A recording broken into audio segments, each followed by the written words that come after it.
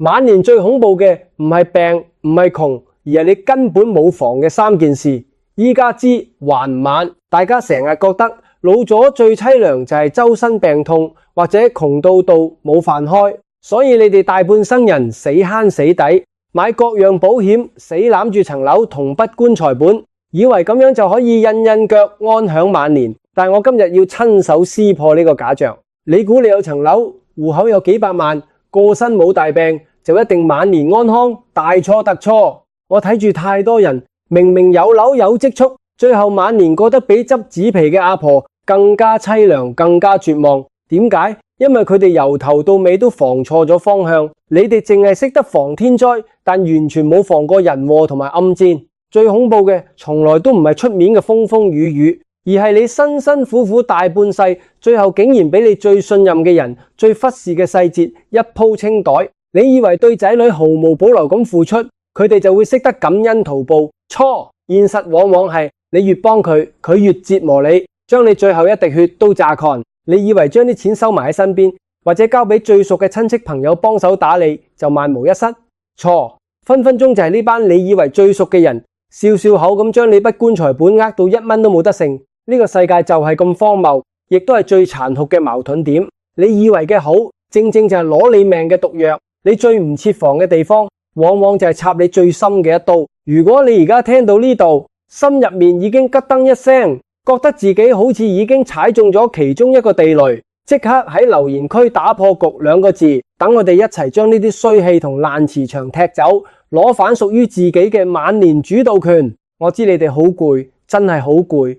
好多時夜晚3、4點，成條街靜英英，你眼光光望住天花板，個腦就不停咁轉，諗起借出去好似落咗海嘅錢，諗起屋企嗰個激到你嘔血嘅仔女，個心係諗起醫谷到爆，唞唔到氣。有時你對住塊鏡睇住自己白頭髮多咗，皺紋深咗，腰骨痛到連踎低都辛苦，你會問自己：我呢大半生人冇做過傷天害理嘅事，對家庭盡心盡力，對朋友兩肋插刀，點解臨老會搞成咁？點解人哋可以抱孫享清福，我就要喺度擔驚受怕？身邊啲親戚朋友仲要喺度講風涼話。哎呀，你睇開啲啦，仔大仔世界啦，破財擋災啦。聽完呢啲說話，你心入面仲委屈，你以為係自己做人唔夠圓滑，以為係自己唔識教仔，以為係自己運氣真係咁差。聽住，我今日要同你講句公道話，唔係你衰，唔係你做得唔夠好，更加唔係你前世欠咗佢哋。你之所以會陷入呢個困局，係因為你太善良，太容易信人，同時缺乏咗一種防護意識。你用自己嗰套好人嘅標準去衡量身邊所有人，結果就俾啲立心不良嘅人睇中你嘅軟肋，將你食到死死下。你將責任攬晒上身，屈出個病嚟。最開心嘅係邊個？就係嗰啲佔緊你便宜嘅人。所以由呢一刻開始，停止自責，停止內耗。你要做嘅唔係去反省自己做錯咩？而係要擘大雙眼，認清我接下來要講嘅呢3件事，及時止蝕。點解我今日要企出嚟講得咁白咁決絕？因為時間無多。大家要留意，嚟緊2026年下半年，成個大環境嘅氣場會出現一次好劇烈嘅震盪。喺呢個轉捩點，好多原本隱藏得好好嘅矛盾，一直潛伏喺你身邊嘅危機，都會一次過爆發出嚟。以前啲人呃你錢，可能仲會慢慢嚟，到咗嗰個時候，佢哋會變本加厲，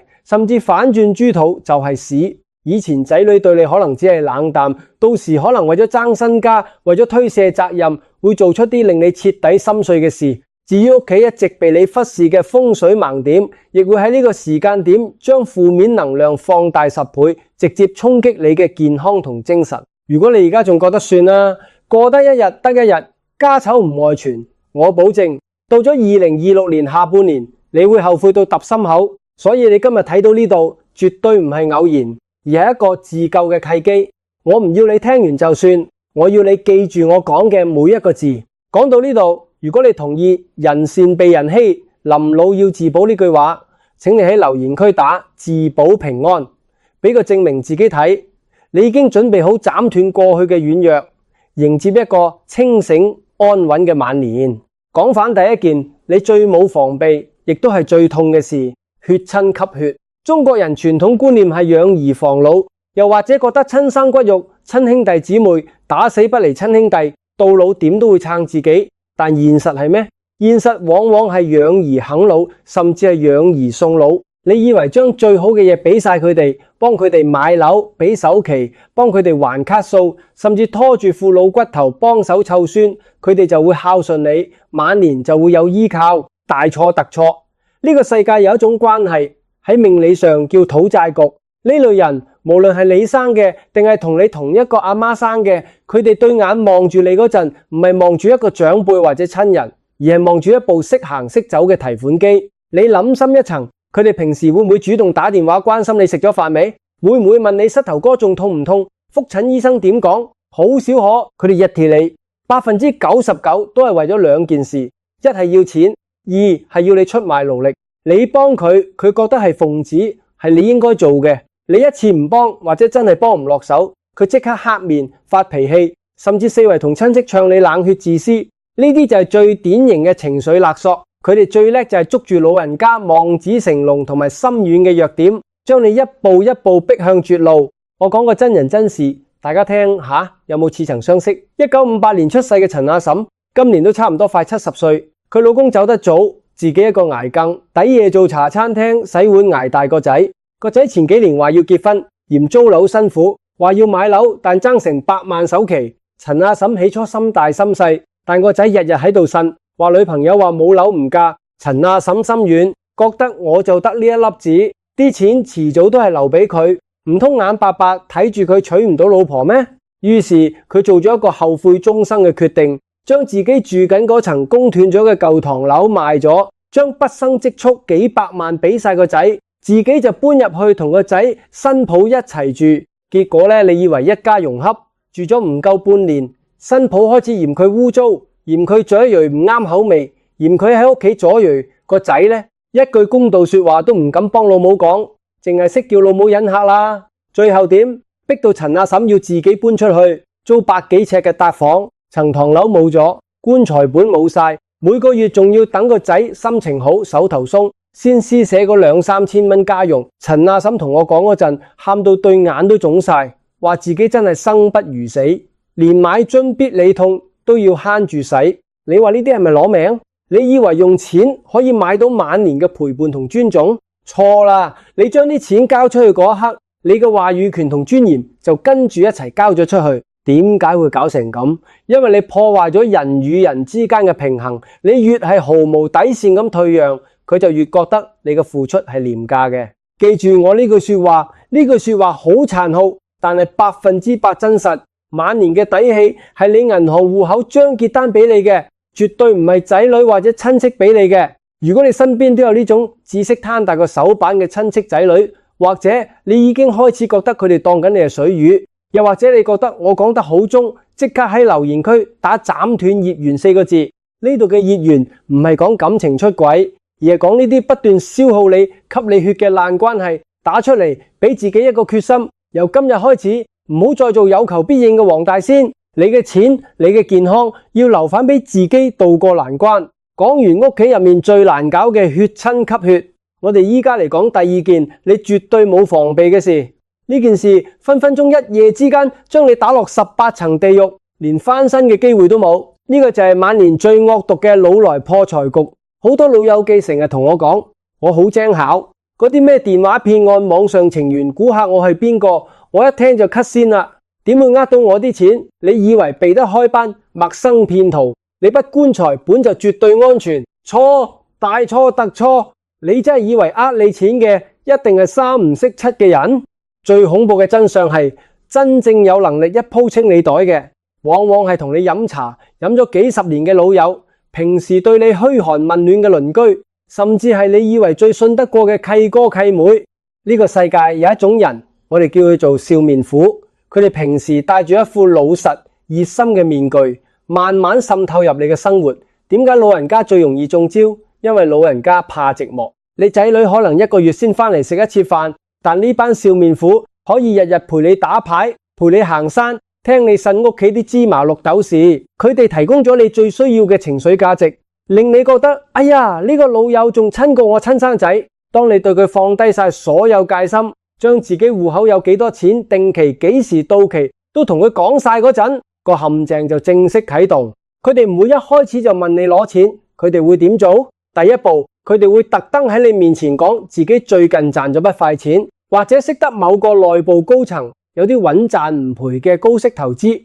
第二步，佢哋會用同情心綁架你，例如話自己個仔生意失敗爭人錢，或者老婆生急病要現金周轉，仲會聲淚俱下咁跪喺你面前寫埋欠單，話下個月連本帶利還俾你。你個心一軟，又或者貪圖嗰少少利息，諗住幫得就幫，反正咁熟，佢唔會走我數嘅。結果呢，前一過手，第一個月可能仲會嚇你，第二個月開始就話手緊，第三個月直情連電話都改埋，人間蒸發。我同你講個血淋淋嘅真實案例，65歲嘅李阿叔，後生做裝修判頭，死慳死抵，儲咗200萬退休金。佢喺公園捉棋，識咗個姓黃嘅阿伯，兩個人識咗成10年，日日稱兄道弟。前年個姓黃嘅話自己內地有爛尾樓，急住補錢贖契，只要借100萬過渡3個月。事成之後俾10萬蚊查錢李阿叔。李阿叔當時覺得10幾年老兄弟點會呃自己，加上又有10萬蚊回報，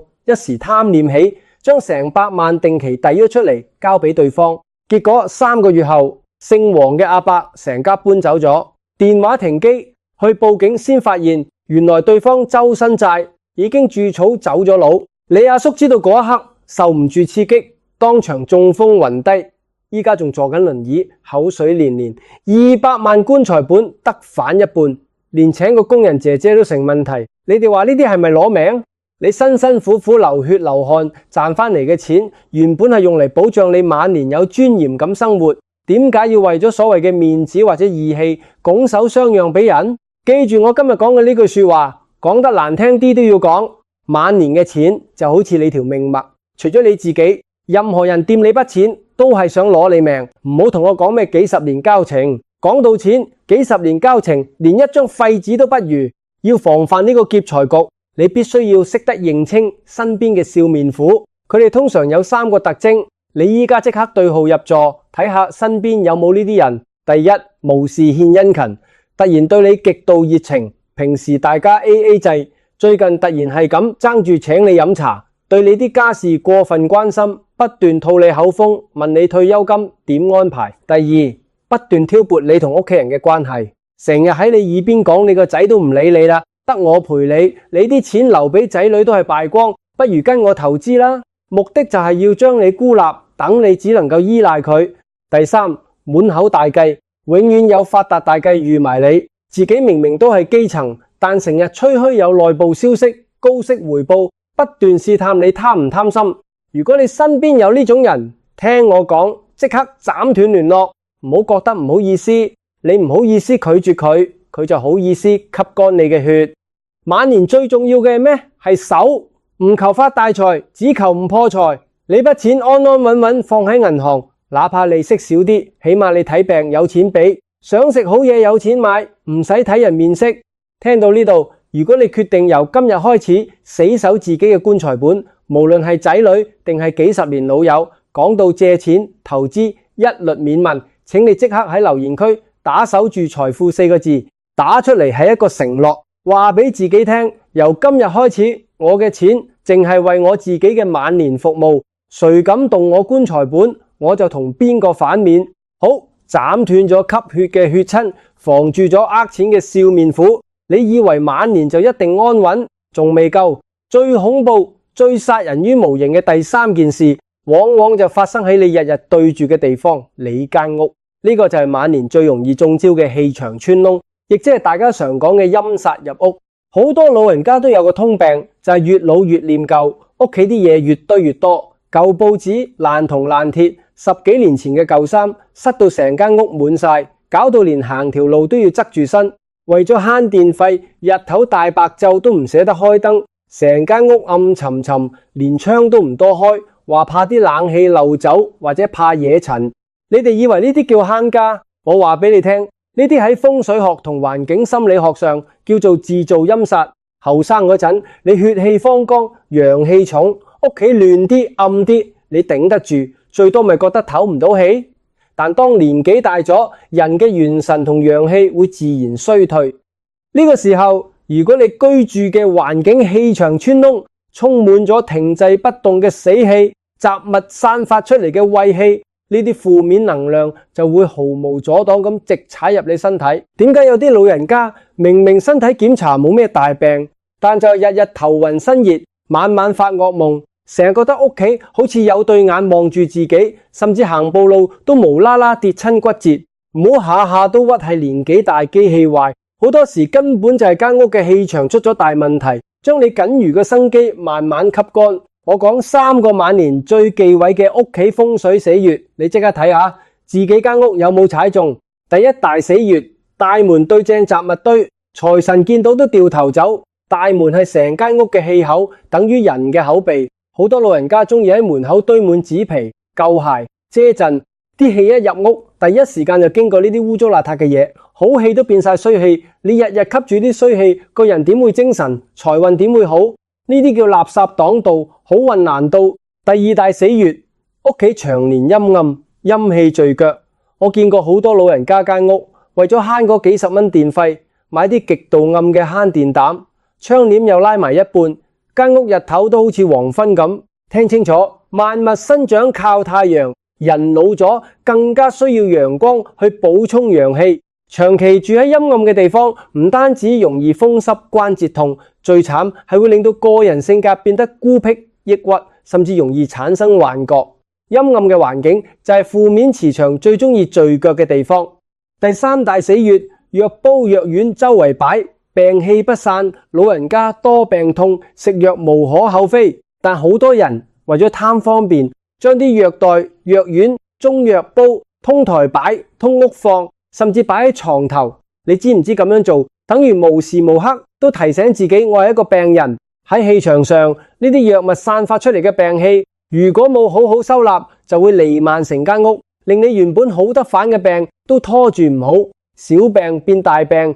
我提返之前遇到嘅一個個案，1962年屬虎嘅張伯，前幾年老婆走咗之後，個人變得好消沉。佢將老婆生前啲嘢全部保留原狀，屋企越堆越多雜物，燈都壞咗，幾個唔換。結果短短1年間，張伯無啦啦喺屋企暈低2次，入醫院又查唔出咩大礙，但成個人瘦到得反把骨，晚晚話見到黑影。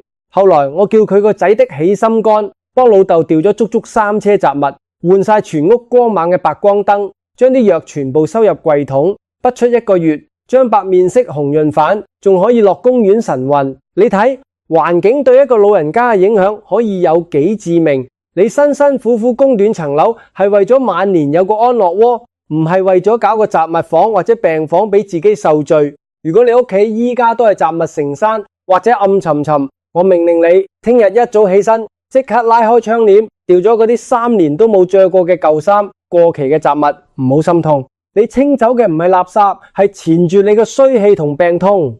如果你決心要同屋企啲衰氣講拜拜，為自己打造一個健康長壽嘅氣場，即刻喺留言區打營養化煞，等天地間嘅正氣重新入返你間屋，保佑你身體健康，百毒不侵。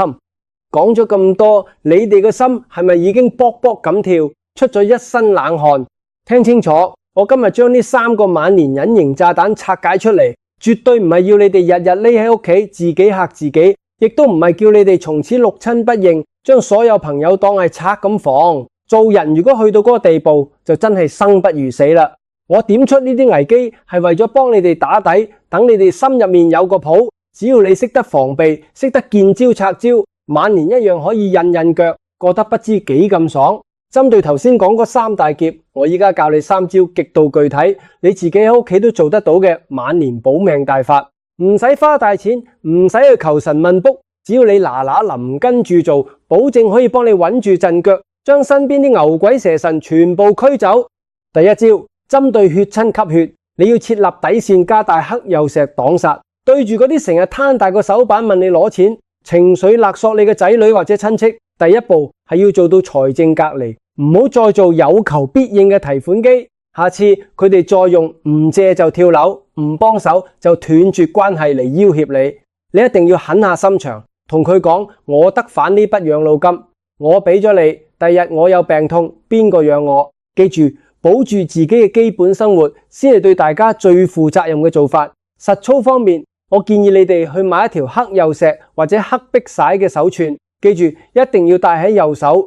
喺氣場學嚟講，左手入氣，右手出氣。黑曜石戴喺右手，可以幫你擋走身邊啲小人同爛桃花，將啲負能量同埋嗰啲想吸你血嘅窮氣通通排走。每次佢哋嚟煩你，你摸住右手條黑曜石，深呼吸，話俾自己聽，企硬，1毫子都唔退讓。第二招，針對老來破財局，你要用拖字訣加西北角聚寶盤，對住身邊嗰啲笑面虎，無論係幾十年老友定係熱心鄰居，只要一講到借錢、高息投資、夾份做生意，你只有一個應對方法，就係拖字訣。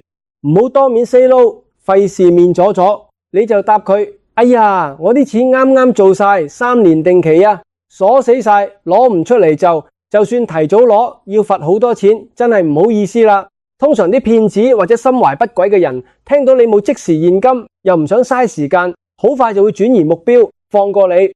要鞏固你嘅財富，你今晚即刻喺你間睡房嘅西北角擺一個金屬做嘅夾萬，或者一個重新嘅鐵盒，入面放6個1蚊硬幣。